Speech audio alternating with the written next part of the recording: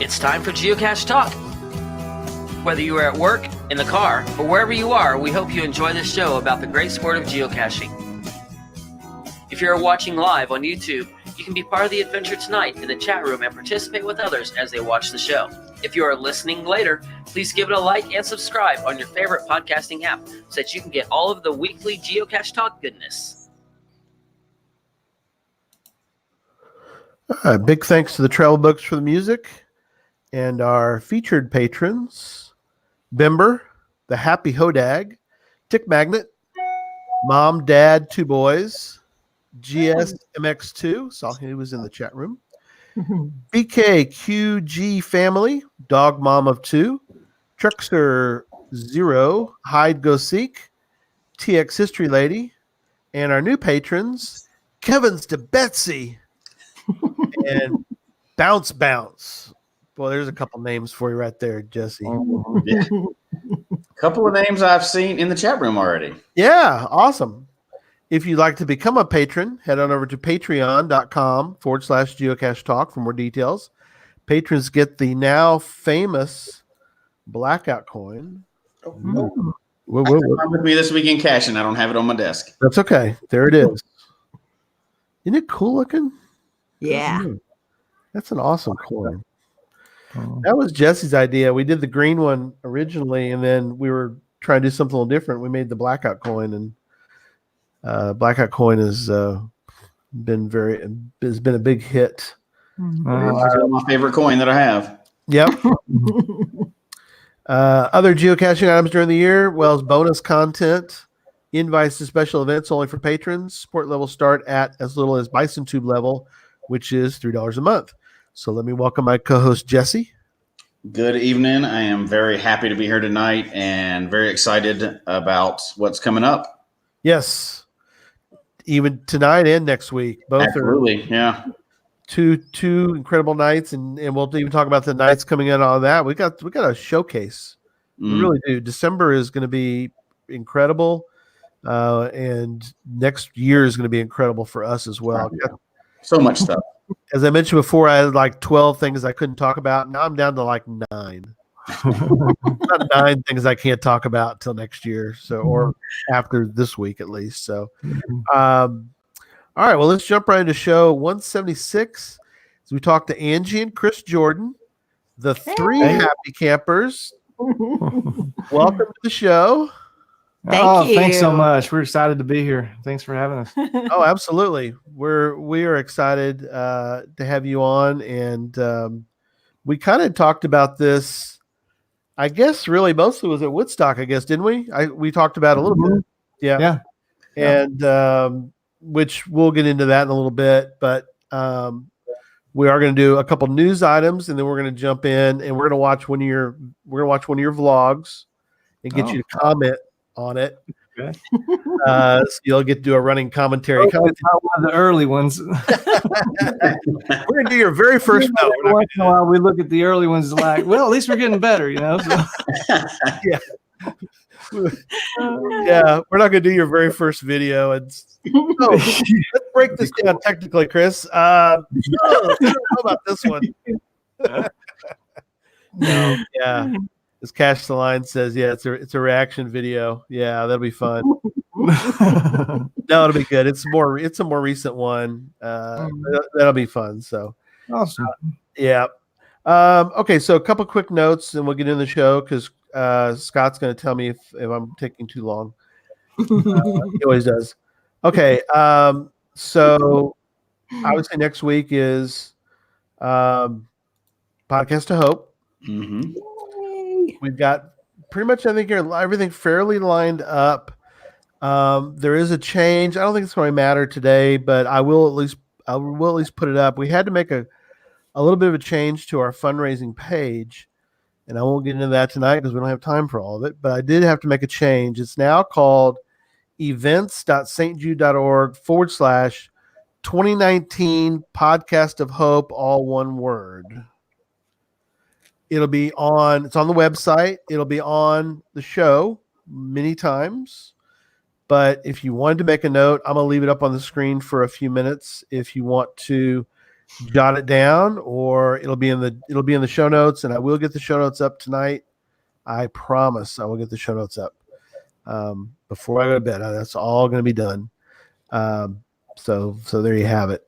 The show starts next week at 4 p.m. Central Time.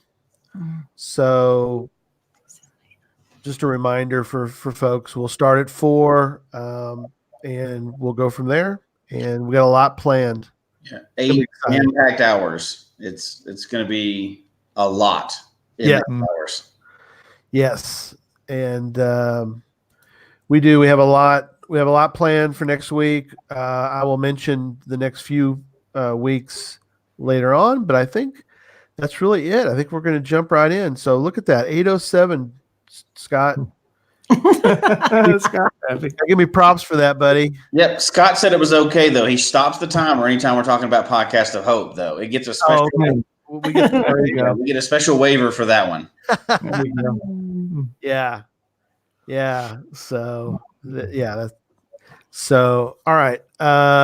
Let's get into this discussion for this week. So I'm going to bring down the banner. So everybody's got that. If you need it, we will bring that up later. So we'll make sure that's in the show notes and plastered everywhere because we want to make sure everybody has the link for whenever they want to step up and donate. So yes. So tell everyone, and this is always funny because I know you get this all the time, but it's always fun to talk about. Because when I first met you guys, not at Woodstock, but just in discussions, I think my first question was, 3 happy campers, are they talking about some of their family or somebody died and we don't know about it? Or no? No. So who's the third camper? Well, our third camper is our Siberian Husky Coda. Yay! And if you haven't watched any of our videos where we take him geocaching, you got to pick up one of them. I got a playlist with just where Coda's in them, but he loves to geocache, and we love taking him geocaching. So he's the third happy camper. Yeah, we love camping. We're always happy, especially when we're geocaching, and Coda's our third one. So, but he'll be getting out on the trails with us pretty soon. It's hard during the summer with him being a husky. Yeah. But yeah, he's anxious to get back on the trail with us. Yeah, he loves to geocache. We play a thing where we hide a treat, and we'll have him, and then we'll tell him to go find it, and he'll just like a drug dog or something. he'll go and find it. So he always finds it. Yeah. So when we get to ground zero, if we tell him, "Hey, find the cache," I mean, a lot of times he'll go find it. So he's a good helper. Yeah, we'll get to see Coda here in a minute on the video as well. So, that's neat. Even Jesse was talking about he had a husky growing up too, so that was kind of cool. Yeah, they're great dogs, but I assume Coda maybe like mine when I had growing up that if you let him off leash, he's going to go exploring. So that's right. Yeah, we don't let him off leash. He's never off leash. I've had to track him. It's been a while since I had to chase him down. He's getting a little older like me, but so we haven't had. But he's pretty good. But we don't let him off leash. He loves to go geocaching with us. He does. It always adds a whole new level to the complexity sometimes of geocaching when your four-legged friend comes with you. So and vlogging. Yeah, can you imagine a dog and vlogging? And vlogging, yeah. But there's lots of geovloggers that take the geopets and you get to know them too and love them. I mean, you got Stardust and Cache Canada. I mean, there's a lot of them that take their pets with them, and it's great. Jinx05 though has she has a Chihuahua Italian Greyhound mix. Not so good at geocaching. Stands around and shivers. Poor thing. It really is dog dependent. We have two in our house now, and my one that passed away was an awesome caching dog. He was a lab. He'd go with me anywhere. He was well behaved. The two that I have now are not. One is a Chihuahua, and it's terror. And it would do whatever it wants to do anyway, and that's dog. And mine is kind of got some of that husky in it, but it's also kind of got like 10 other types of dogs in it. It's great if we're in the mountains and there's nowhere he can run away to. Right.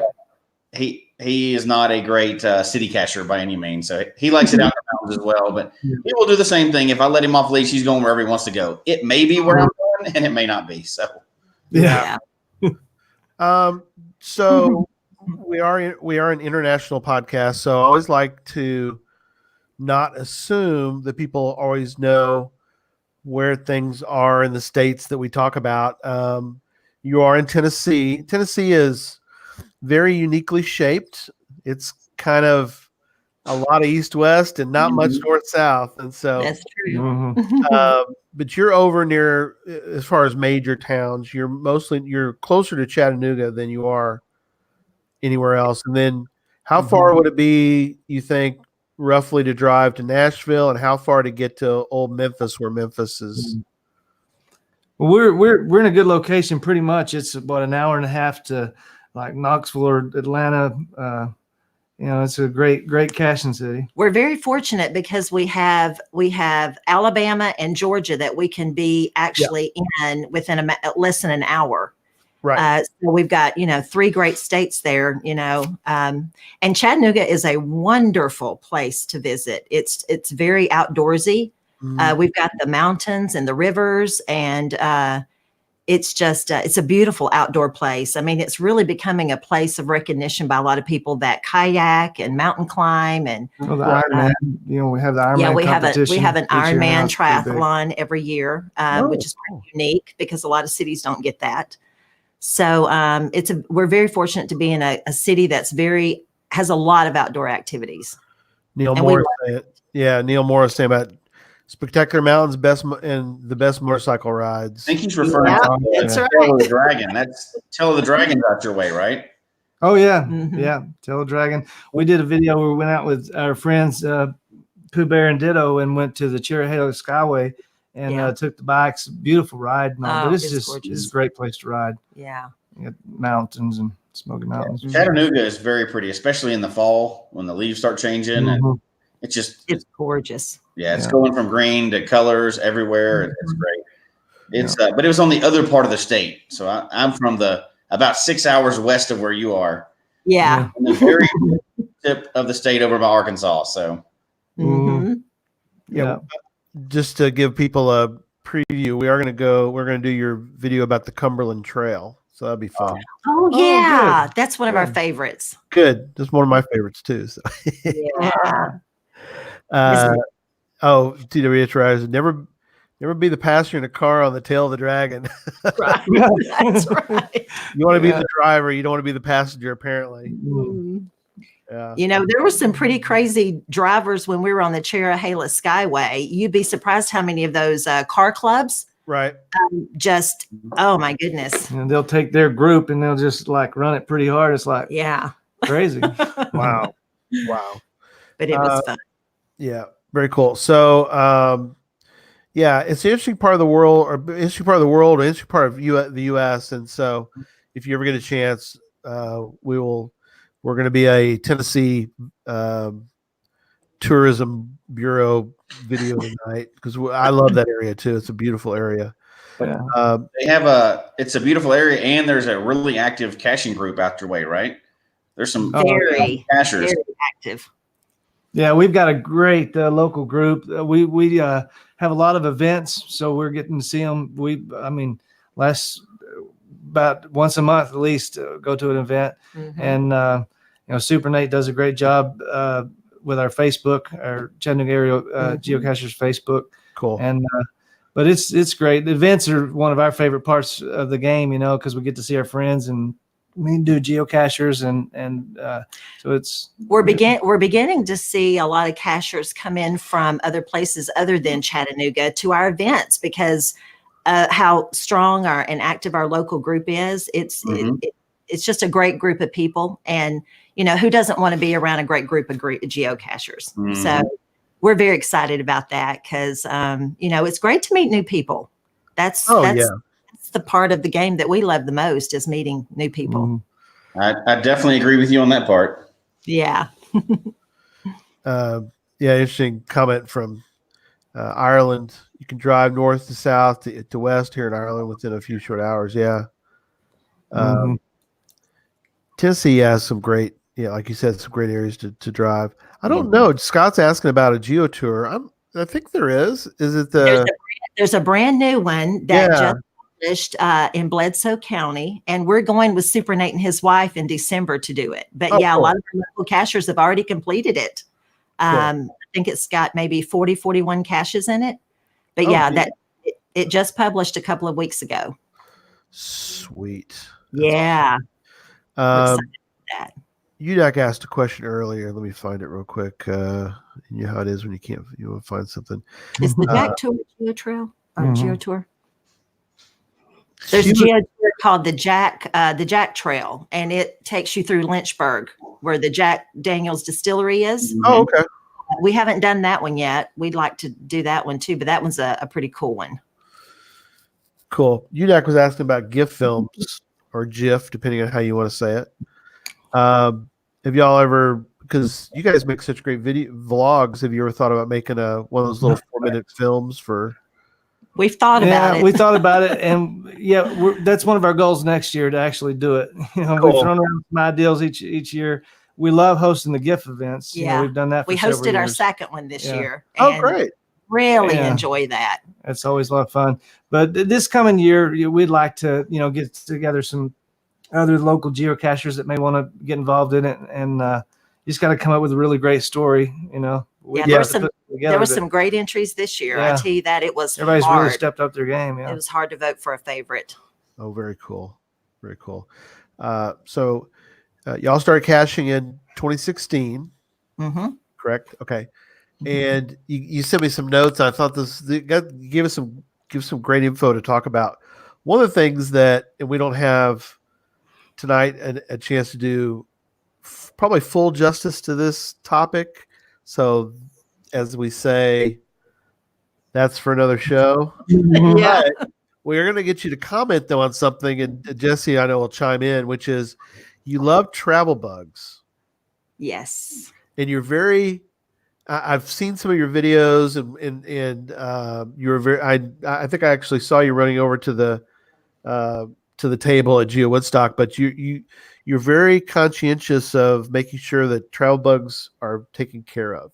Mhm. Because you brought what? You brought like 18 or something? We did. We Fort Worth? did. Yep, we sure did. And you know what? I made sure that every single one of them got into the hands of someone. They're like your kids, you know? Yes, it can be. And you just feel very protective. And yeah, travel bugs are a big passion of mine. Cool. As a matter of fact, we own about 36 of them. Wow. And we've been very, very fortunate to really not lose any of them. I think one is kind of inactive right now, Okay. but we try to kind of look at all of them at least once a month to kind of see where they all are at.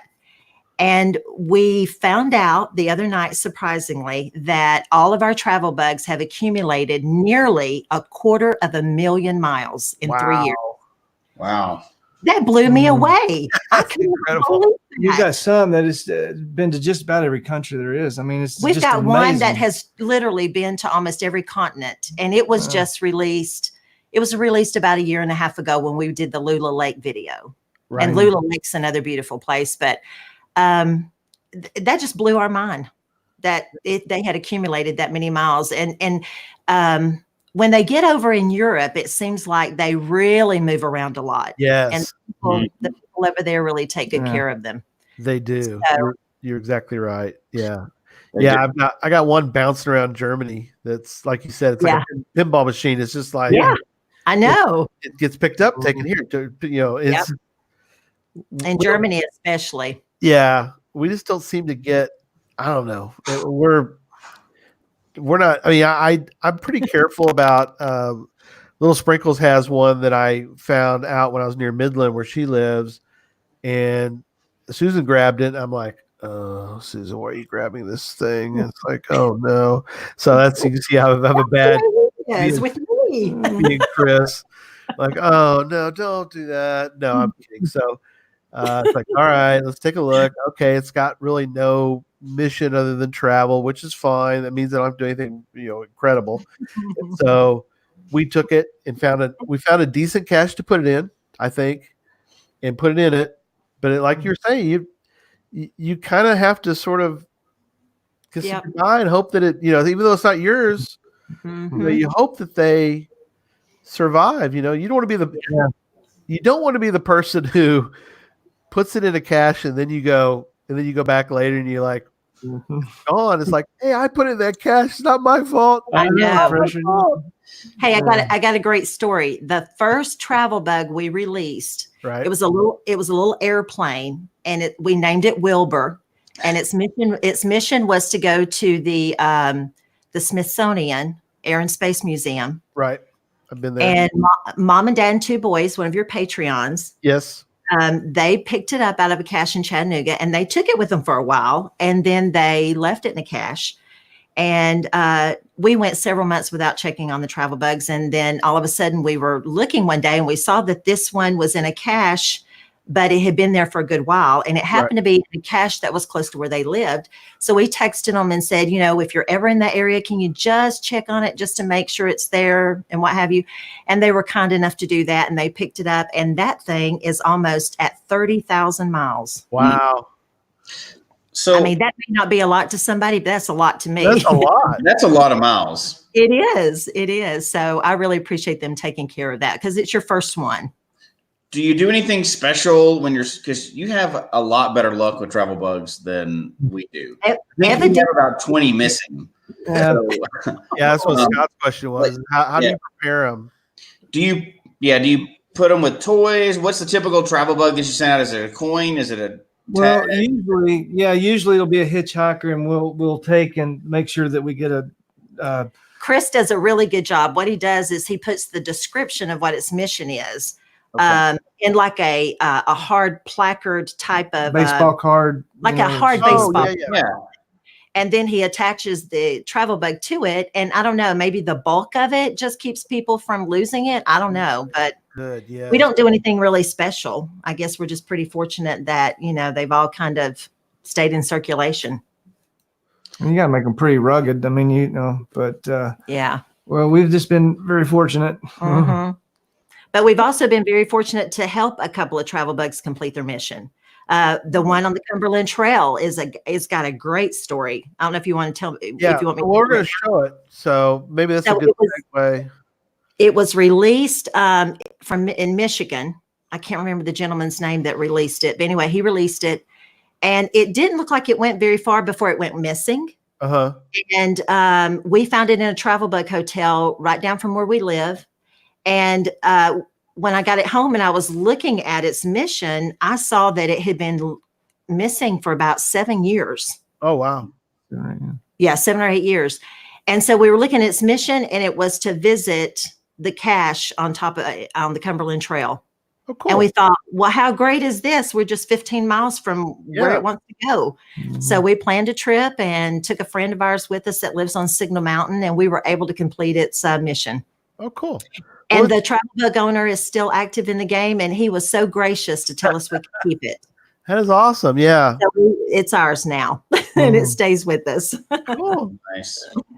Yeah. Yeah. And we picked up one from Woodstock that wanted to meet the geocaching blogger, but we didn't realize it till after we got back home. Oh, So no. we handed it off to him at Going Caching in Rome. Yes. Very cool. So he's got it with him now. Cool. Yeah. Let's show that video. Again, I'm not going to show it with audio because I think it'll be easier to discuss without. So let me get it prepped up here. All right. Now let me switch back. All right. The Cumberland Trail is quite extensive. I don't know if you've looked it up or Oh, not. is it?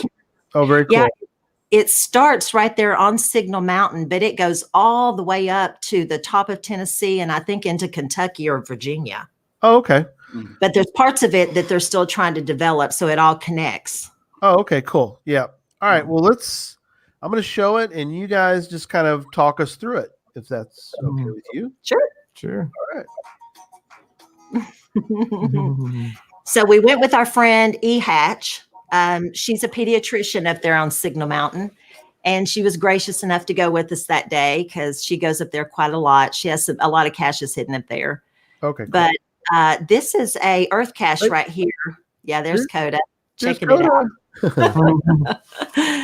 I think we were able to too because oh, it's beautiful. yeah. So there's Coda. Mhm. Let me Checking get it all out. I get a better shot of. He So loves the water. yeah. Oh, I bet he is very excited. Yeah. Very cool. Let me bring him around. We can get a good. So this is this section of it. You were saying, Angie, is obviously part of the trail, but Yeah, Yes. This was the mission for it to visit this cache at this bridge, right? No, it was on the travel bug page. It had a picture of the swinging bridge there, but the cache is actually later on in the video. But we took a picture of it. There it is. It's a beautiful geocoin. wow, that is cool. Yeah, it's a sun catch. It's called it's a sun catcher. So it's Yeah. very beautiful. Well, I like that. That's a very cool looking coin. Mm-hmm. It's neat when you can help them complete their mission. Yeah. Yeah, it is always nice to actually finish a mission with one of those. Oh, it is. This Coda was not very excited. Yeah, here. Coda was a little hesitant of this bridge, but he got the hang of it. He saw the other dogs kind of navigate it, so he got across it. He's taking his time. He's like, I don't know about this, but We had a lot of rain late in the winter, and this was, I believe, in March or April that we went, and the water was just magnificent. very cool.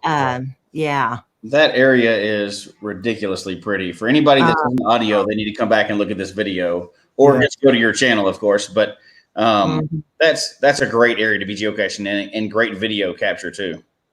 There's not that many caches in that part of the trail, though, which is a little sad. But and the ones that are there don't get found very often. But yeah, it is. It is absolutely gorgeous. You had these streams just running down every so often. Yeah. Really great place to hike. Makes me want to go back. We haven't Mhm. gone since then. That is what they talk about when they say, a geocache should take you somewhere special. Oh, Mhm. yes. That encapsulates that 100%. Yeah. Oh, yeah. And you know what? It probably would have been so much longer before we had visited that trail if it hadn't been for that travel bug. That's what brought us there, was the travel bug's mission. Mm. But just to know that that is practically in our backyard, and that was the first time we'd ever been to it, and we've lived here all of our life. So you are right. Geocaching does take you to places that sometimes are just in your backyard that you don't even know about.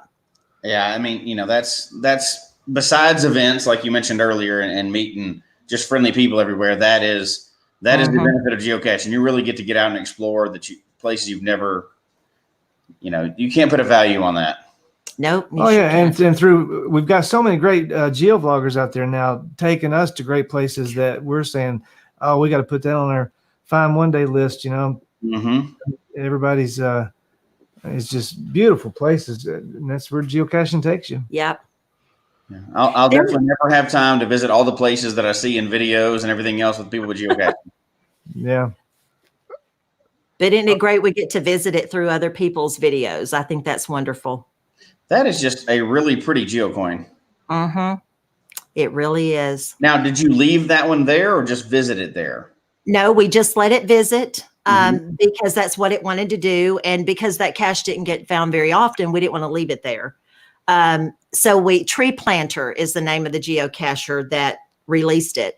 We messaged Tree Planter and we said, hey, we completed its mission. Would you like for us to, get it back to you somehow so that you can keep it now that it's completed its mission?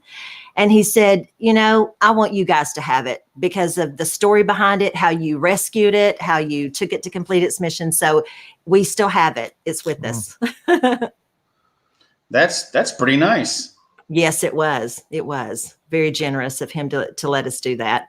There was actually $1 bill in that cache. Did you see her pull it out? Yeah. Cash in the cash. Kind of rare. That's right.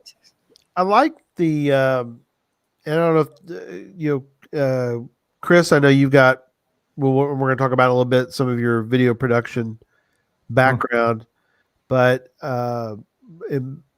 when you set up the different shots, I mean, your videos, this isn't easy. I don't know if I know we have a lot of vloggers on tonight who can attest to what I'm about to say, which is telling a story in, let's see, 6 minutes and 48 seconds is the length of this video, but to tell such a rich story, there you are with the dog. I mean, it's not, Coda's having a lot of fun and you were able to capture that.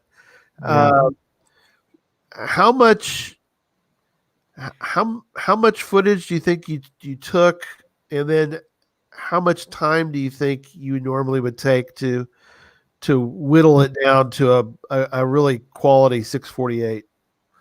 Well, I mean, just getting used to it. I mean, it's a whole lot different when you're like turning the camera around and we both got video production backgrounds. Oh, cool. But it's totally different when you turn the camera around and start vlogging. I mean, we had never done that. Completely different. So the hardest thing we had to overcome is just being ourselves and not delivering lines. But the process usually, I mean, we've got to where we pretty much shoot what we shoot a little bit more than what we use, but not much. Cool. Angel pretty much put it all together. She picks out all the music, all the great great music that's on the videos, and she'll do the first pass, telling the story, putting it together, and all, and then we'll kind of go back and forth. I'll make a pass on audio or coloring or colorizing or whatever, but typically, we'll put it together in I don't know, what'd you say, a day? Yeah, a day or two. Oh wow. Yeah. Mm-hmm. Yeah, you guys do a great I mean, job. a couple of evenings. We love doing it. We never dreamed that we'd be able to use our video skills in geocaching until about a year after we, had started caching. and then saw other vloggers' videos, and we thought, hey, we might Yeah. could do this, and it's just a perfect match. So Yeah. we really enjoy it a lot. I mean, you've got, the camera's moving, you've got, which is, you've got, that's not easy for, I mean, that's some professional work there to get that. It really is. I appreciate it. Well, and It's And then it adds a whole different level too, right? So you're doing this professional level work. You're not just walking around with an iPhone. You're setting up camera shots. You're thinking this out. You're laying it out, and the post production as well. But I mean, I don't think a lot of people understand that, like, that trip right there, going out and finding that cache, is a great adventure for most people that are going out geocaching.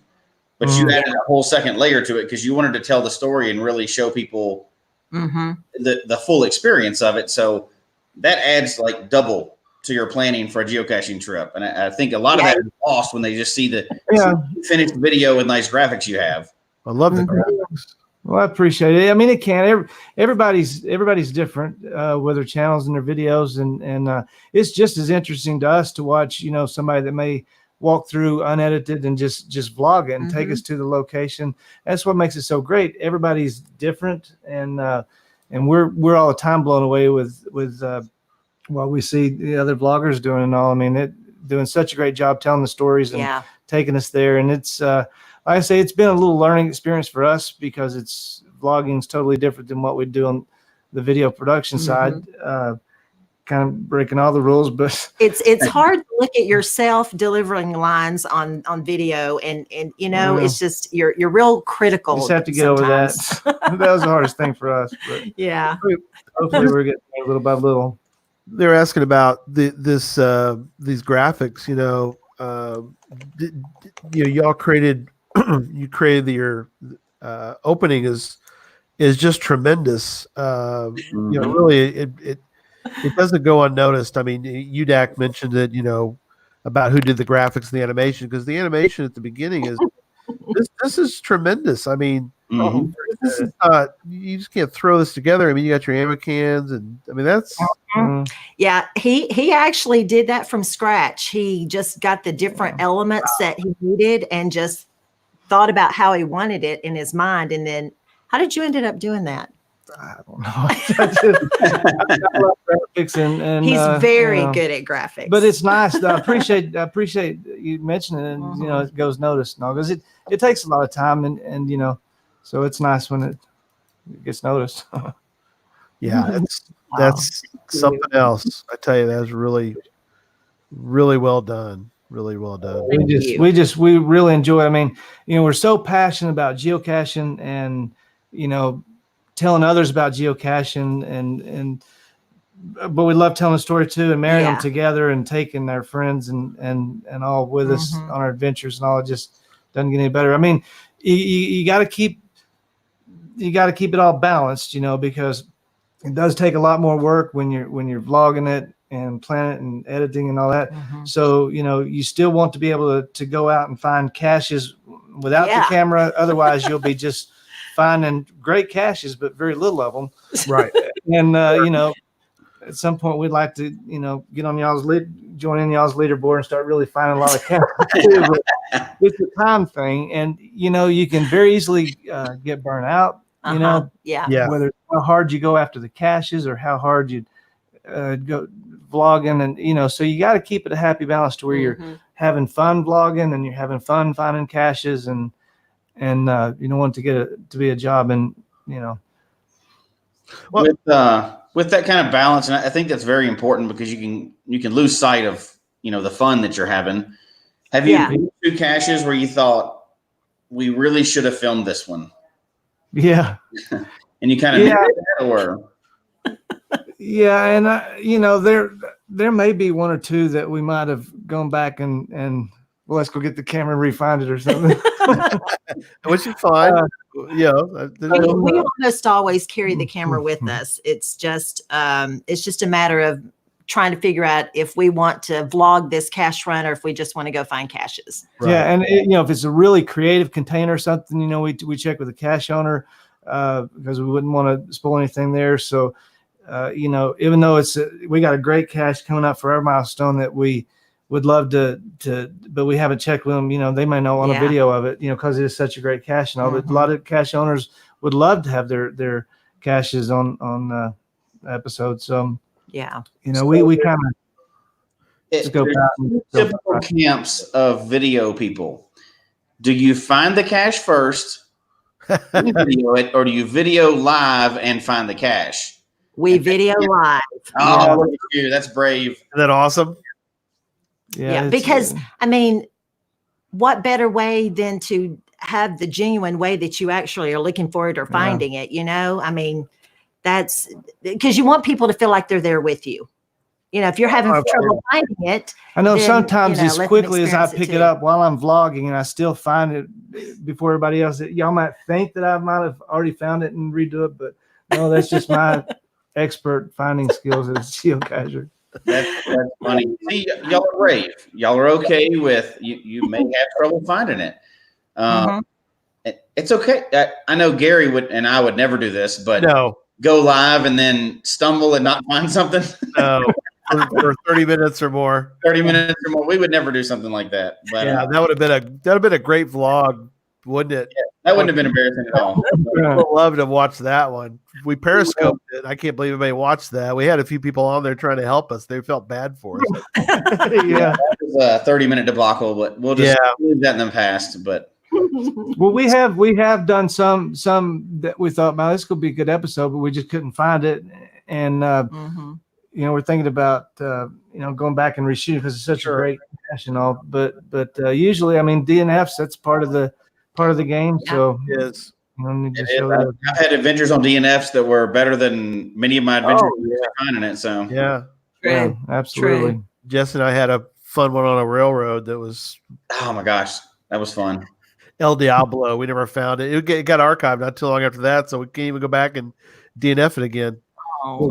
Yeah, in theory. But Scott asked a good question. This comes up a lot, I think, or not a lot, but I think it's a good question.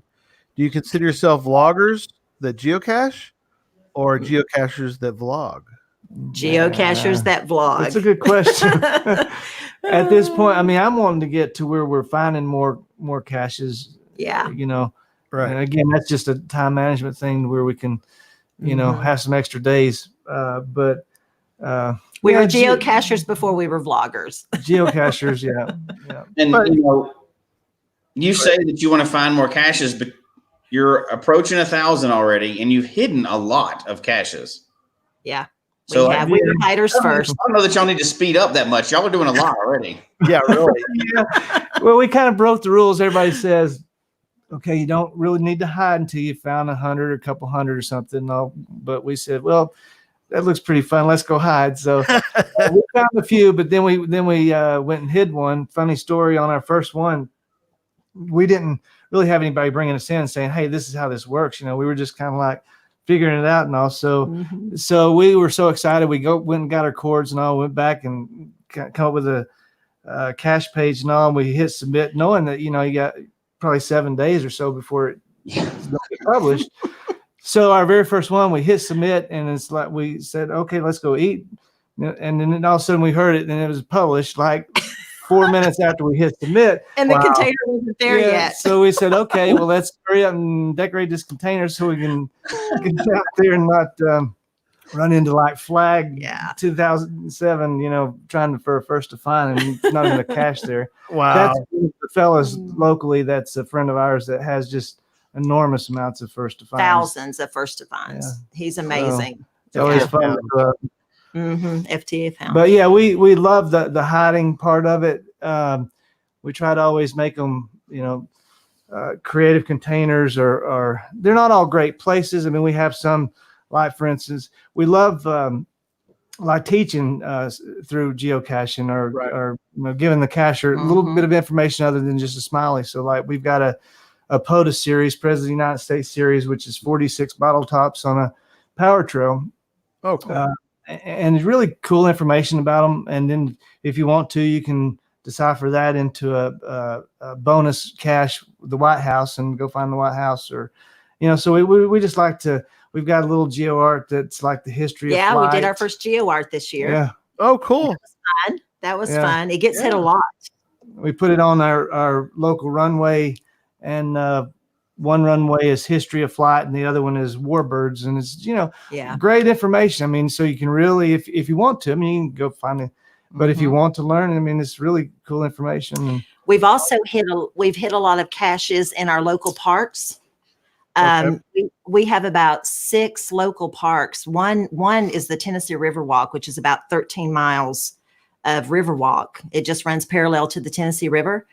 And so we work a lot with our Parks and Rec departments and put caches in parks so that when you go out for one, you have the opportunity to find 18 if you want to. So we like that. And we love reading the logs that people, we didn't realize how often our caches get hit until we were looking at Project GC the other day. Yeah. It blew our mind. I could not believe that our caches get hit that often, but there's hardly a day that goes by that we don't have, a log to read from someone. And that's always cool. Wow, that is great. Yeah. That's it fascinates me, like you're saying that Jess and I both have done a few vlogs, and we always go, well, enough of that. I got to do something else because I can't. I don't know. For me, I don't know. But Jesse's I like, but I mean, I do a few, and I'm like, there's no way I could do that, and but I love them so much. But we talked about this before the show too, when we met the other day, which is, I think, for me, I really love the people that do the vlog. I mean, I kind of like you're saying, I really feel like I'm there with them. The ones that I really connect with are the ones where I don't get a bunch of, although I appreciate the technical side of things, I don't need a technical lesson on, I use this camera in this situation. It's like, I just want to hear you. Tell us, talk to us, tell us a story, and you two tell great stories. Thank you. Appreciate it. That's the part we're working hardest at, is getting better. Just like I say, just being ourselves and taking it along. And it's not the easiest thing to turn the camera around. For us, it wasn't, but sure. Like I say, hopefully getting. Well, there's that. And speaking of people that I love watching, is the Cache Canada. They do such a great job. Yeah. But I know that there's that fine balance between, it's visually, this is not to take away from what you've done, because visually, I mean, like I said, we just watched that video with no sound, and you really get a full, at least, well, of course I watched it with sound, but without sound, you really get a feel for this. You tell such a great story even without the sound. So, I mean, that's not easy to do. I mean, I think we've all seen either people who are starting or maybe don't really take the time and effort to put a vlog together that's, they have too many pictures of their feet. I mean, it's just, you want to show that briefly and then move on to something else. So, well, and I think y'all do a great job of, like, we're talking about production value, and production value is awesome, but y'all do a great job of production value and telling that good story. Like Gary's, people feel like they know you. Now, we've gotten to meet you, right? But not everybody gets to actually meet you in person. So when you can watch a vlog and watch a series of vlogs and feel like you kind of already know that person, then you're doing it right. And you guys are doing it right like that. People really feel like they have a connection with you. It's not just, you have a great graphics, which y'all do, and you have great production values. That's great. But it's that next step where they feel like you're relating to them, and you're telling them the story like they're walking out caching with you. Yes. That's why I think that's a successful vlog. It's just the passion for the geocaching. I mean, same thing with you guys. I mean, you're just so passionate about the game. You want to tell people about it. We've introduced it to people and seen them getting bit by the geo bug, and it's changed their lives, changed their families' lives. So I mean, if you just really love what you're doing, and we enjoy the telling the story and going and finding the cache, and also it's going to come through. It's going to come through on your videos if you're passionate about what you're vlogging. And everybody's, all the vloggers are different, and everybody's, like I say, we put a whole lot more editing into ours and all, but that's not for everybody. I mean, there's a lot of people that would rather watch, just something that's more, simpler, so, I mean, there's so much great content out there on YouTube, and such a great variety. It's got something for everybody, Yeah. Well, y'all have got it down, and y'all have got it really great. And it's there are some vloggers out there that are new. There's some vloggers that have been going for a while. Y'all been going for a while, and y'all have got it good. And Gary can tell you we've done a couple times where we've prepared videos ahead of time or kind of had a script of what we're going to say. Everybody has a different skill set. That is not. I can tell you from personal experience, I had more bloopers than I had video at the end of it. And because we're a family-friendly show, I could not show any of those bloopers. Yeah. We would have got that little E thing that shows up on there, and we do not need that. No, well, when we started off, it was like an intro. We would literally be there sometimes for my like 20 goodness. minutes, let's do it again. Let's do, and, but once you just understand that it's just about being yourself and taking them along to a great place and find a geocache and not worrying so much about the mistakes or anything. Again, that's part that I've struggled with, but then it gets a little bit easier.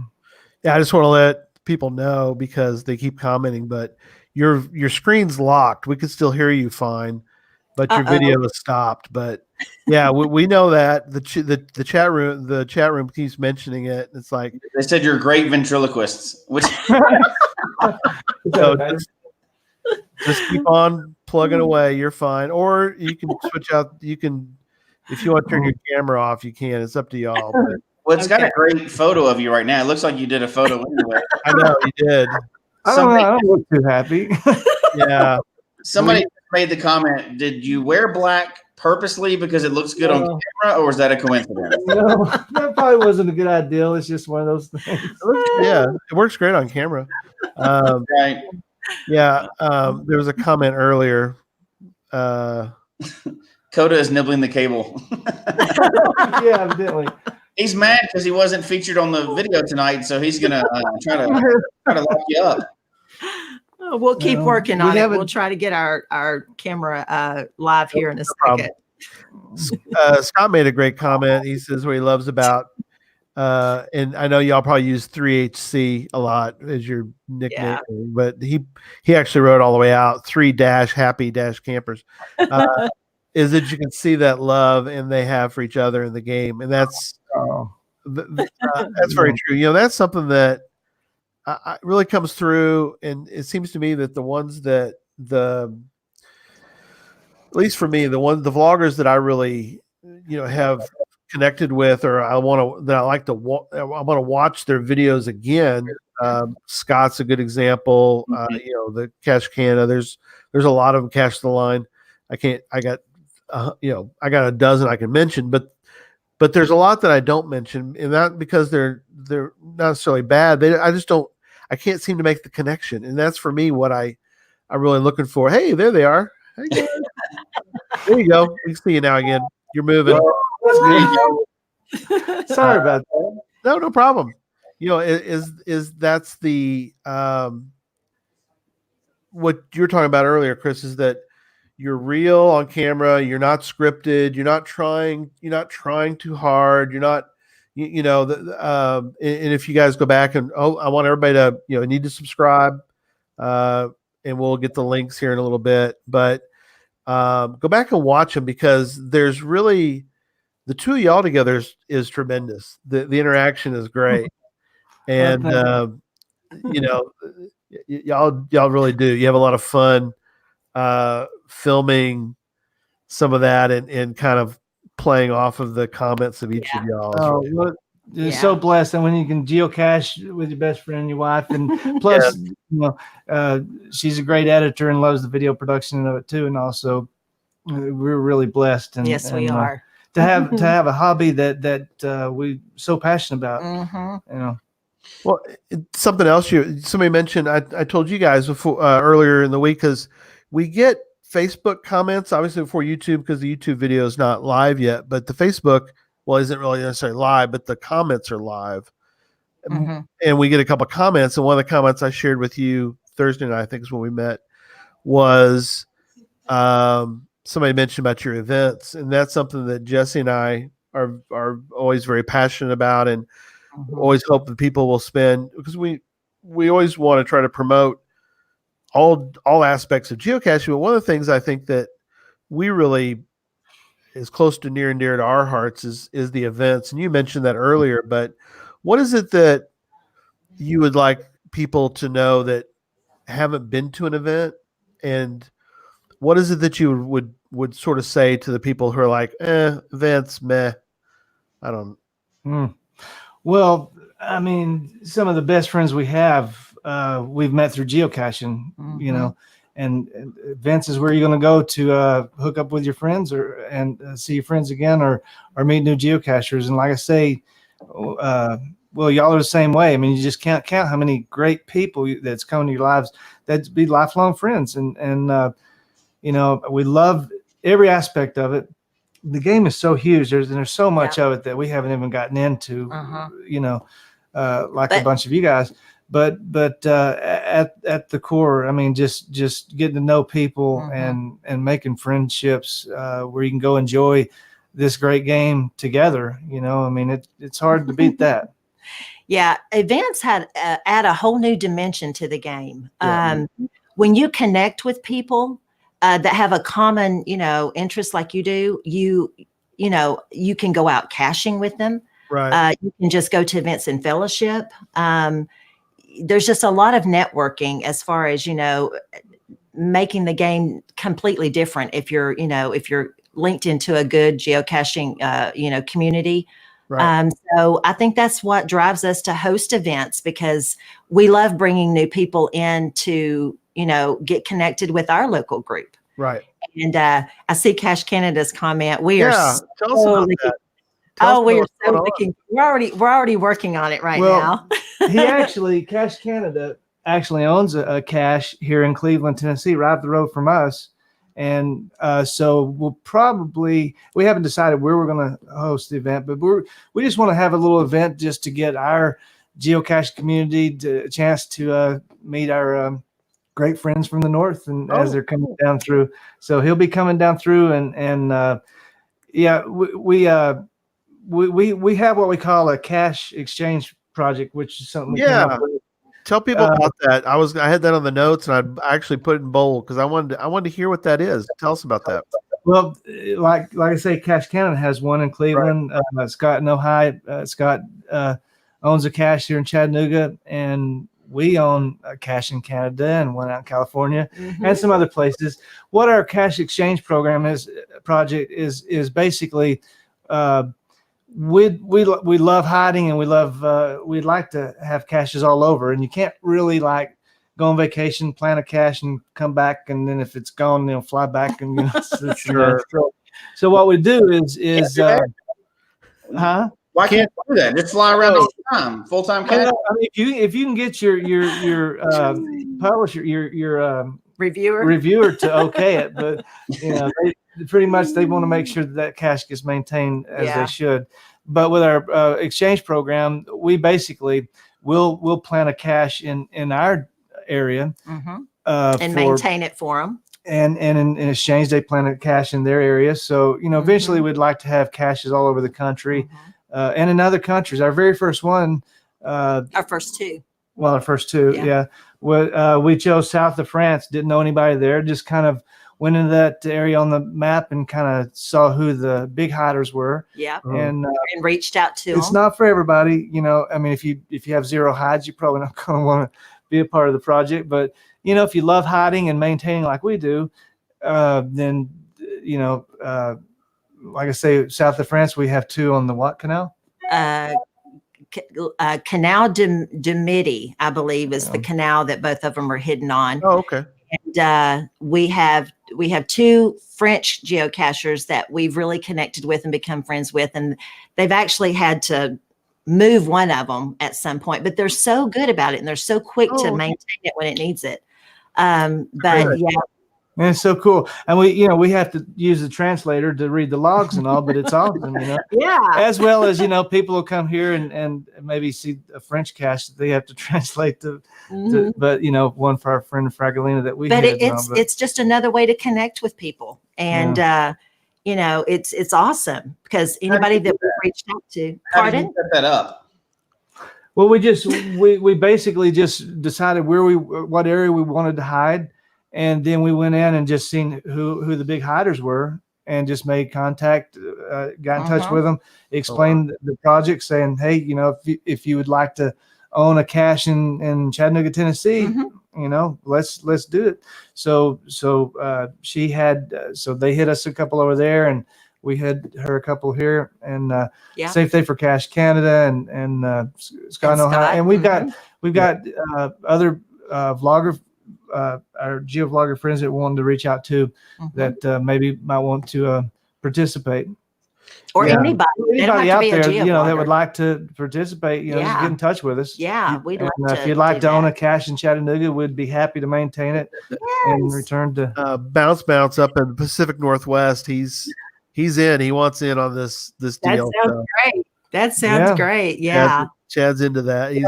He wants to do that too. So So how many places outside of your home area now then have you been able to get a cache into? Well, that's our one of our goals is to really, really expand that project because we Yeah, just kind of next got year. it rolling and We've got the one in yeah. Ontario that London Westy helps us out with, and we've got one hidden at a brewery here for him. cool. And then we've got one hidden for Scott in Ohio, and he's got one for us hidden in there. So we've got a total of 4, 2 in France, 1 in Canada, and 1 in the States. And that's something we wanted to expand on. Just try to really, get some more caches out there Yeah. this year coming up. Very cool. I love it. That sounds like Just trying to find a different way to mix up the game. Yeah. Yeah. No, that's really, really cool because it's being maintained. That's the key. Yeah. Yeah. So it's a perfect it's a neat way to do it, and you like you said you get to experience living there in a sense, but Yes. like you're there. Yeah. The French one, that's Mhm. that's really Well, cool. the pictures, we love seeing the pictures that people upload to the gallery, Mm-hmm. and it's a lot of fun. We're definitely wanting to expand it out and really get serious about it. We What's just our kinda favorite got it cache started. that we've hid? Favorite cache? Yeah, Derek wants to know. Well, I've got several. The ones that get hit the most are usually the ones like at Oh, I can tell you rest which stops. one. We've got some rest stops that get hit several times on a daily basis. Yeah. Chris hid one that's a difficulty 5, and it's in a pole. There's like 5 different poles, but those I don't know what you call them, but they look like they house the birds that look like gourds. You know what I'm talking Oh about? yeah. Yeah. So this is at a local park, and there's like a pole that goes up for about 5 or 6 gourds for birds. Right. And then you've got the poles down here at the bottom, and we named that one Sneaky Birds. And you have to figure out which one of the poles that the cache is hidden in. And it has Oh. decoys and all. Yeah. We had we put together a puzzle cache if there's any people Oh, like yes. puzzles Mm-hmm. out there, Jaeger, and actually that's how we got to be friends with Pooh Bear and Ditto. Yeah. They finally solved it after 8 months. It went 8 puzzle months cache without being solved. Finally got solved. Yeah, so we That's Yeah. a great Yeah. idea. It's about Chuck Yeager, which is one of Chris's heroes. Oh yeah. Yeah, and it's a tough one. Not many people have found it. It's pretty tough, but that one always gets a lot of comments. Yeah. Broke the sound barrier. When Chuck Yeager Mhm. And that's another cool aspect of geocaching is that it doesn't matter what you're into. that's true. Make it part of geocaching. Yeah. You can get into Yes, the yes. most obscure things in the world, and guess what? People have to figure it out as soon as you put a puzzle cache out. So you can Yeah. get into whatever it is that you're into. Oh yeah, I That's right. love building puzzle caches. We want to find more puzzle caches, take the time to solve them, but we love building them. And really proud of Jaeger. But it's just it's nice having the caches out there. We love reading the logs are, awesome. Gadget Cache. Except for the little bitty TT. Yeah. Little Seas. small. Like, come on now. Yeah. Gadget cache. We haven't done a lot of gadget caches.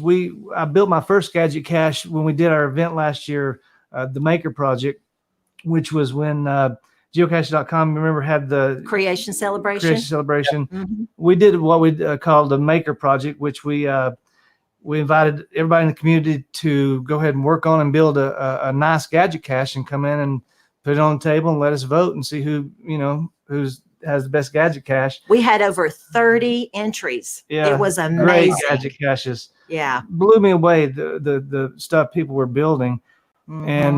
And what was great is, we gave them digital assets to where if they hit them back on the local map, it was a part of the Maker Project and, first annual Maker Project. And several of them have been hidden. Yeah. So we were able to see them, populate the local geo map as well. Mhm. And The one that won first prize was a fire hydrant, Oh, wow. a real fire hydrant. It was a firefighter that did it. Oh, neat. Shamondale, and it gets a lot of favorites. He hit it outside of his fire station. Oh, That is neat. Crystal Yeah. must have cheated or We that. modified it to be a geocache container. It was amazing. Just You could How many of those gadget caches at your event were hidden afterwards? How many? Yeah. you didn't realize this? Is that what you said? No, he said how many. Yeah. So at the event, you had all those gadget caches. How many of those actually became live active geocaches? Not as many as I'd hoped, but Yeah. we need to kind of check and see Mhm. how many of them. But Probably about a third. And there yeah. may be more. I mean, that was our goal, Yeah. just each year, just to Kind be of- able to put some new gadget caches out, Yeah. and keep it. They were Fun. all amazing. Every entry was Blew us amazing. away. Yeah. Yeah. That is We a had- great idea for an event. An event cache is going to add something to the community once it's over. Yeah. Yes, And we absolutely. had who did we have all come in and speak? I mean, over puzzle caches and We had this Yeah. one lady come in and speak. Her GeoNick is Lullaby for You, and she was kind of like, I think, in the Knoxville, kind of up northern Tennessee. Okay. She has made some amazing puzzle caches, just amazing.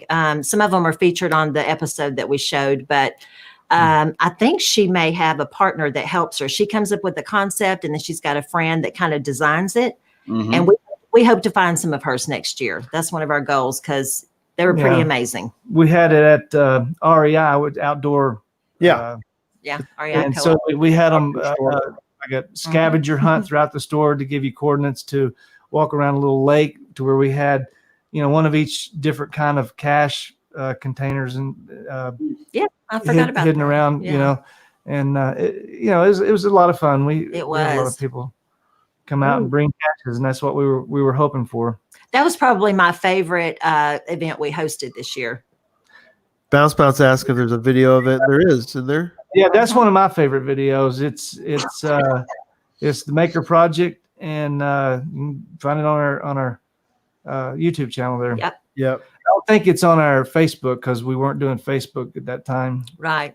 But with it's our definitely videos. on our YouTube channel. So before we run out of time, I want to make sure, because this is one of my favorite things, you have some goals that you've set for next year. And Mhm. I love setting goals for the next year. Gary and I always talk about this Yep. because, that's even something we put on our profile every year and see if we can get to it. You've set a few goals for next year, haven't you? Yes. Yeah, we have. We're going to try to get some more states, but our big thing is to try to go to Seattle. Well, we are going to Seattle. Let's just put it that way. Seattle Mingo, and Woodstock. the Mingo is what we're hoping to find a way to Right. Fit that in. something, Mhm. but definitely going to Woodstock in the 2020 celebration. Yeah. And we've got a bunch of local events that we've got, planned, Mm-hmm. and then we're going to up our fines. Finally. We're going to start finding more. Do you have a target you're trying to hit for next year, or just up your fines? Well, just mainly up. I'm suggesting at least 100 a month. I mean, that's y'all do that in the weekend, right? Yeah, You no. retire and just go ahead and do it full time. That's no problem. You See, just got that's to what make I it say. happen. But yeah, Jesse, I don't do that, but you I know, know. we had when we started off, we were more worried about, what if we miss a posting? I mean, like you guys are on every Sunday and all, but I mean, we've kind of laxed that a little bit. I mean, we may go a couple weeks, but one of our goals is try to get at least consistent enough to do one a week, and get a little bit more consistent with that.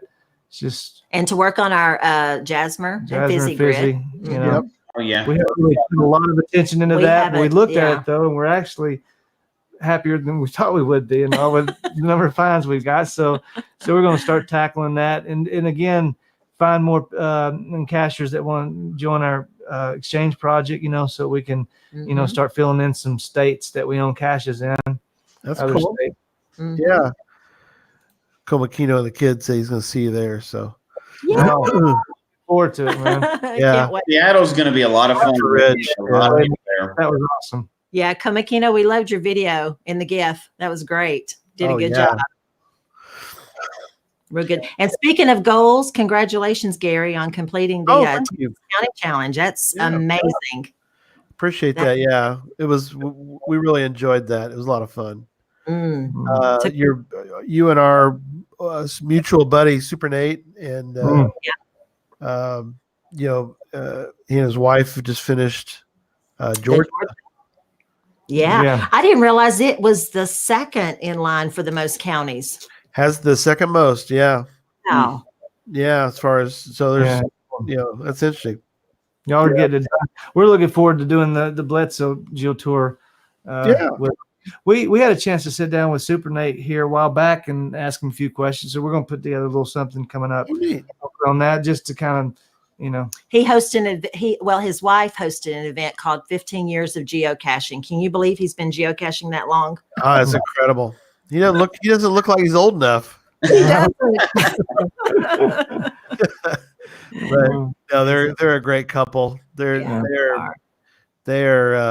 we got to spend a little bit of time with them in Rome, and they were just a lot of fun. They're a fun couple to hang out with. So.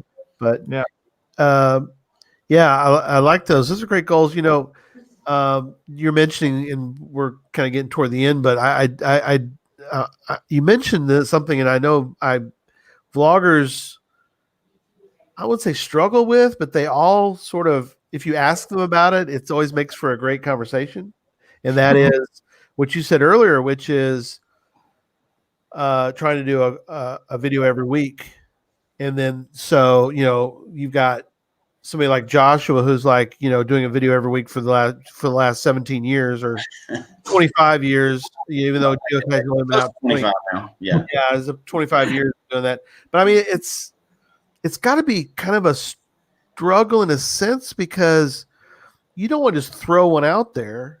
Right. You know what I'm saying? I mean, people, because you don't want to become that vlogger that's just like, well, I got to put one out. Let me throw one together and put it out there and hope for the best, and it's like, ugh. Yeah, I don't want to. So, you kind of, I assume you guys do the same thing. You're like, well, it's got to be good, but yet it's not really, is this really worthy of being out there? Is it maybe good? Maybe it's not. I don't know. It's got to be. Go ahead. It's going to be a struggle. And that's different for everybody. But I mean, you want to be proud of it. I mean, you don't want to just put it out unless you're proud of it. I mean, it's not quantity over. You want to make sure that you're taking them to a great place or telling a good story, or don't just be posting to post. But on the same token, I mean, you don't have to do a ton of editing and ton of graphics to make a great video. Sure. I mean, you just take them to a great place, tell them a good story. The main thing is you got to be having fun at it too. Yeah. When we first started our channel, I mean, there's a lot of pressure to, get up to speed, learn how to vlog, and then you want to be consistent. You want to take them to great places, and every video's got to be great, and but it's you got to have fun at it too. You can't get out of it. It can't become a job, and we love it. I mean, I hope you can tell that through our videos. Oh yeah. I get so excited when I can come home from work and just sit down in front of the editor and just start cutting up the next show, because Cool. you never really know what kind of story the video is going to tell until you get into post-production, because you don't really script or storyboard it. You just shoot it Right. and find the caches, and then when you come back, that's when the creativity kind of starts. So Awesome. as long as we still have that excitement and passion when it comes to putting out the next video, I don't think we'll have any trouble doing one a week. Well, that's As great. long as we have footage. If you'll stick with us, we are going to get a little bit more consistent. Scott mentioned about some vloggers put a lot of, they burn out. And then Jeff mentions about, it's all about the story. It's about the people. That to me, that's the key, and we've mentioned many times, or I've mentioned many times, Katie, when Katie does a DNF, that's fine. I'm with, we've all been there. Yep.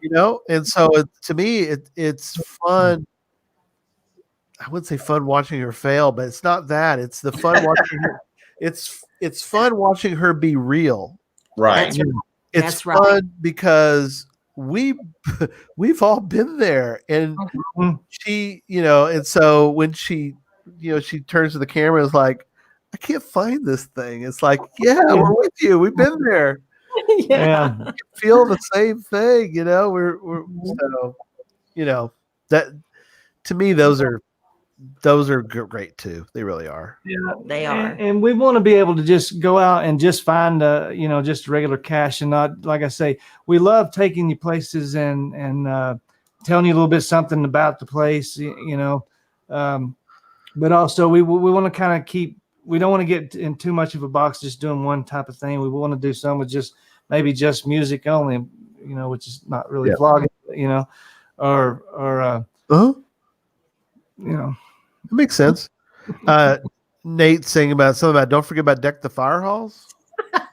Deck the Fire Halls. Yeah, if you guys aren't doing anything, that'd be a great event to come in for. That's our local geocaching community's Christmas party or event.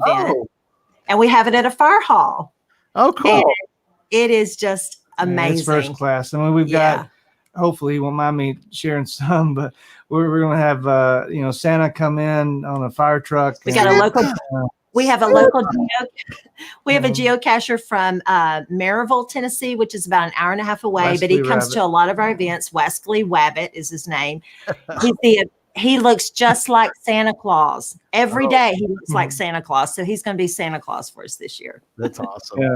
Yeah, but it's a great time for us to get together and have a good meal together and fellowship and just have a great time together. And Super Nate him and Called to Care, his wife, head that up, and we help them with it. And it's just always so much fun. Oh, that's awesome. Very cool. So if you're not doing anything, we'd love to have you. Yeah. And you can see like the last couple Deck the Fire Halls on our YouTube channel. Very cool. Yeah, because I think we did videos of those as well. So we have a blast. Yeah. Yeah. So kind of coming to the end, I guess, Jesse, do you have some final thoughts? And we're going to get, we want to get the information because we want everybody who watched tonight to subscribe. It's a requirement. You have to record. There you go. Yeah, if you listened, you have to subscribe now. So Yeah, if you listen, you have to subscribe. Love to see that thing move just a little bit every now and then. Part of the Geocache Talk requirements we have out there. I hope it moves up. Although I will have to say that many of the people in here, it sounds like they're already subscribers because we're familiar with your videos. And hey, we're fine. We just love being able to take you guys along with us, and also any others is a plus. Yeah, that's right. now I just I'd say keep with it. I love the goal of trying to do one every week next year because y'all have some great videos, and it definitely shows through that you're genuine and you enjoy what you're doing. And we have a lot of vloggers in here live tonight, but we have there's many more people that listen to this afterwards that aren't vloggers, and it takes a lot of work. So we're very appreciative, and for the people that know, we're very appreciative of the effort you put in to share those stories because not everybody can get to everywhere, and you're taking us to the places we get to go, plus where you get to go. So, and telling us a great story along the way. So just keep doing that, and good luck. Keep coming up with that great content every week. There's a lot of effort that goes into that. So thank you. It's an effort of love. Yeah, thank you so much. We Yeah. appreciate it. Awesome. Yeah. Jesse covered it. I mean, that's really, I have, as I mentioned before, I don't regularly get to see all the vloggers, but I do have a fairly good handful that I try to watch. And of course, you guys are one of them that I just enjoy tremendously. And I think other people too. It's just, for some, I think we just need to get the word out. And I think tonight, hopefully that will help, Oh man. do that. And I think it's fun to talk about it. I think Jesse and I are always, we like having vloggers on periodically. We're going to have a bunch of vloggers on, or a few vloggers on next week during the Vloggers Summit. Cash Canada is one of them. He just mentioned that in the chat room that he's commented, but I think it's because we just like that we come at it from a whole different angle. With Jesse and I, it's we podcast every week, and people are like, well, how can you do that? It's like, it's for us, the two of us, it's sort of become second nature. We just do it. And I think we're fascinated by the vloggers who, like you're saying, it's like, well, we can do it. It's not, both of y'all mentioned, Chris says, oh yeah, we can do one a week probably now. We're okay with that. And then Angie's like, oh, I love the editing of it, and the two of y'all together. It's like, man, I don't know how. I mean, it comes together so well. It's like I couldn't put that together like that. She's an incredible. It really editor. does amaze me how you don't script anything when you're shooting, but then when I'm thinking, this is just perfect. Look how this worked out. So it just happens to be that way. And I'm glad it does tell the kind of story that everybody can connect with. And that makes us feel very good. Thank you. Oh, you bet. So best way to find you, it's three word. Well, the number 3, Happy Campers. And is there something for people to, you just went up 3 subscribers. Wow. How about that? Oh, fantastic. Well, is there a best way to find you guys, Chris, or? Well, we're trying to get better at our other social media outlets like Facebook and Instagram and Twitter, and so we're going to be working real hard to put more content up on. But there's another goal for 2020. Yeah, we're on Facebook. We're GeoVlogger on Facebook, and but in our YouTube, 3 Happy Campers, and you can find the rest of our media, our Twitter and Instagram there as well. There it is for what it's 3 Happy Campers. If you find this page, you're good to go. So if you see Coda's face, you're there. The picture may be changed. Angie's on me about changing the picture. So it may have a different picture to the right, but it'll still say geocaching with 3 Happy Campers. Yeah. But we appreciate you guys so much having us on. I mean, this is fantastic. It's been so much fun. It has. Yeah, we'll definitely do it again. We like hearing the stories and the events and the great idea about the exchange. I mean, Jesse sent me a message a minute ago about, we need to talk more about this to kind of help. It really is. It's something that it needs to be supported, because I think it's fascinating. I mean, it really is something that we need more of. People who would translate. You don't have to know how to speak Russian to have on a geocache in Russia. You just have to do the work and all, and it's a lot of fun. We're really wanting to expand on that this coming year. Well, we just happen to know a couple people that might be able to help you with that. So we'll talk about that off air, because it's fun show, but we have some ideas for you. Yeah. Awesome. Looking forward to that. Yeah, that'd be great. You guys do a great job on your podcast. We appreciate what y'all do, all the hard work. Oh yeah, we love it. We're like you guys. We have the passion to make a great show for everyone, and that's something we really want to, is to have folks like you on that. It's just fascinating, and I think people love it. People mention about it's a great show. So everybody's excited about the Coda and their He's dog gonna be is awesome. Coda, give a special treat to Coda tonight because we're happy to feature the good We'll do. puppy We'll do more of them on the episodes. Yeah, we always love the good puppy dog. So, all right. Oh, So, next couple weeks again, and I appreciate you guys also promoting this week for us the podcast to Hope. That'll be next week at 4 p.m. So everybody tune in at 4, or you can tune in at 5. I suggest starting at 4 and watching with us the whole night. But if you don't want to watch the whole night, I'm going to catch the 5 o'clock because this guy is going to be on, Mike Rowe. And so we're going to talk to him, and it'll be fun. About the book. So very excited about having him on. We got a lot of we've got people on. Cash Canada is going to be on. We saw him earlier. Is going to be on there. We have a lot of a great lineup of people for next week. It's going to be awesome. Jeff May is going to be on. He's going to do a little extra things for us, so that's really cool. Along with the rest of the network, and oh my gosh, it's gonna be incredible. 8 hours of fun. We're gonna be 8 hours of fun. It'll be fun. Yes, it will. And for an awesome cause too. You can't beat it. Yes. Oh, absolutely. Yeah, that's what it's all about.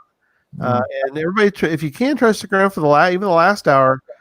We've got Bounce will be on for the last hour. He's going to give away a gadget cache Ooh. live on the show. So Yeah. a lot of giveaways. The whole time is going to be great. So we start off at 4 p.m. with Daniel. He's going to be coming to us from England and talking about Christmas in England, and that'll be fun to talk about. And then Neat. of course we got the network will be on at 6. Jeff, Geocaching, Katie, Derek, behind the cache. So, oh my gosh, it's gonna be a great week. Yeah. All right. So then the week after that, we've got on Kitty Catch is going to be on. She's going to tell us about her Europe trip. Doing a Europe trip with a smartphone. I don't know how she pulled that off, but she did. She found a lot of great caches, and she's going to tell us how she did all that. So we're looking forward to that. And she's coming to us from Australia. So it's Monday for her. So that's kind of different. That's neat to have her. And then in 3 weeks, we've got Vince Rowe, no relation to Mike, but we have Vince on. He's going to tell us about becoming something that we all would love to do, which is become a well-rounded geocacher. And we will talk more about fizzy loops. And if you go look, TTO2, which is Vince, he has the most fizzy loops of anyone in the world. So we're going to have him on. Wow. Most fizzy loops, 151 fizzy loops. Wow. Let that sink in for a minute. Yeah. He will talk about fizzy loops, obviously, since he's the world record holder for that. We're also going to talk about his challenge cache steer that's down here. That it was set up when you guys came down, also for Woodstock too. But so Jesse, there's some in that challenge cache thing. They're FTF. Nobody's ever found them. Yeah. Make the trip down. We can go do an FTF on some of those. Yeah, we have to be qualified also. That's the problem. Oh, that's right. They're pretty crazy. I don't have 151 fizzy loops, so yeah, I don't think that's on there, but yeah, I guess you'd have to be qualified for the challenges before you can actually sign the law. Well, I bet they're signed a bunch. Just people aren't qualified for them. you can sign them all. We just can't claim them yet. But there's a handful. There's a few that haven't been completed and signed and published. But anyway, it's kind of interesting. All right. Those are that's on 12/15. Can you imagine that we're that close to Christmas? I know. We're that close. So happy Thanksgiving to everybody. please come back and be part of Podcast of Hope, raising money for St. Jude next Sunday. Hopefully you can make it 4 p.m. Central. Try to make the whole. If you can't make the whole thing, at least come for an hour and join us and be part of this great event. It'd be our 4th year to do it. So, Wow. all right, 4th year. I know, it's amazing. All right. Well, let's do our outro and we will be done for tonight. Hi. Oh, we again. Yeah. Let me do the. We're waving by. You just can't see it. Okay. Yeah, we can't see it. That's okay. We'll get that All right. technical thing figured out next time. No, you're fine. I'm gonna do the quick video and then I'll do our outro. Alexander's mom calls him the most perfect boy in the world. She's right. I love your confidence. When diagnosed with cancer, Alexander went to St. Jude Children's Research Hospital. No family pays St. Jude for anything because all a family should worry about is helping their child live. Now I'm perfectly cancer-free. Perfect proof. Moms are always right. Donate now at stjude.org or shop wherever you see the St. Jude logo. Folks, we hope you've enjoyed the show tonight, as well as our new format. Please email us your comment at geocachetalk@gmail.com. Don't forget to follow us on Twitter, Instagram, and Facebook. The show can be found on Apple Podcasts, Stitcher, Radio Public, or Spotify, as well as at the Geocache Talk website. Don't forget to click that subscribe button below and ring that bell notification so that you can see and hear the show on a weekly basis. And tell your friends about the show. Get them involved with us in the chat room. And until next week, don't just talk about geocaching, go geocaching. He did. There we go. Hey, you're Good night, back. everybody. Hi, everybody. Thank you.